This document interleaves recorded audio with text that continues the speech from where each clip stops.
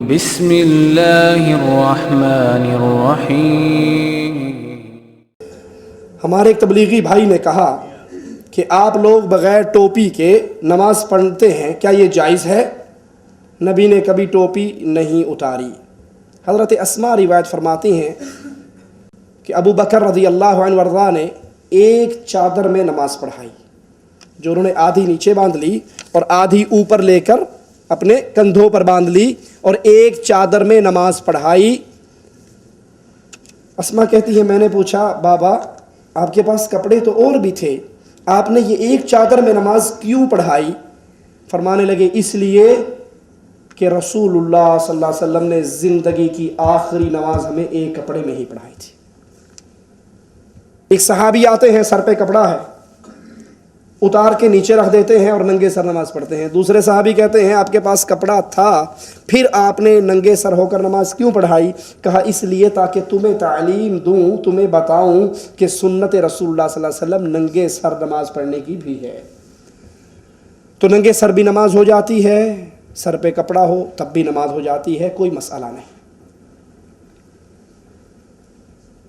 ہاں مسئلہ یہ ہے، اللہ کے نبی صلی اللہ علیہ وسلم کی حدیث سامنے رکھیے جو بات کو کھول دیتی ہے۔ آپ نے فرمایا جس کے کندھے ننگے ہوں اس کی نماز، جس کے کندھے ننگے ہوں اس کی نماز۔ اگر سر ڈھانپنا نماز کی شرط ہوتی تو نبی کو یہ فرمانا چاہیے تھا نا جس کا سر ننگا ہو اس کی نماز۔ مسجد میں آؤ اپنی زینت اختیار کر کے آؤ، کسی کے پاس اچھی ٹوپی، اچھا رومال، اچھا کپڑا سر پہ ہے وہ لے کر آ جائے، اچھی بات ہے، کوئی بری بات نہیں۔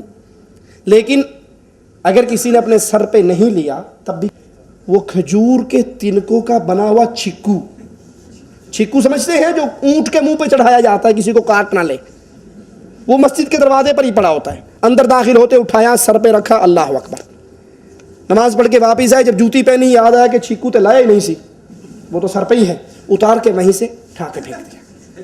کرتے ہیں یا نہیں کرتے؟ اب کچھ ترقی ہو گئی ہے تو اب وہ کھجور کے تنکوں کی بجائے پلاسٹک کے چھکو آ گئے ہیں۔ چائنا نے ترقی کر لی نا، ہر چیز بنا رہا ہے مسلمانوں کی، تو اس نے یہ بھی بنا دی۔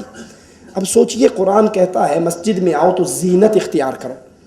اب یہ پلاسٹک یا کھجور کے تنکوں کے چھکو چڑھانے والوں سے پوچھو کہ یہ چھکو پہن کر تم ولیمے پہ جاؤ گے؟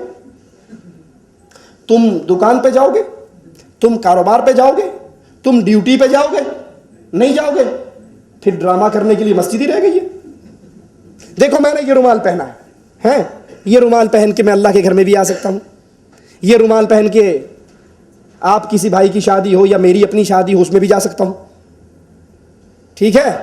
آمین نہیں کہا، بڑے کنجوس ہو آپ۔ تو بازار بھی جا سکتا ہوں، ڈیوٹی پر بھی جا سکتا ہوں، سارے کام کر سکتا ہوں نا، ٹھیک ہے؟ لیکن وہ چھکو پہن کر ڈرامہ کرنے کے لیے ہم نے مسجد ہی رکھ لی ہے، اس کو پہننا جائز نہیں ہے۔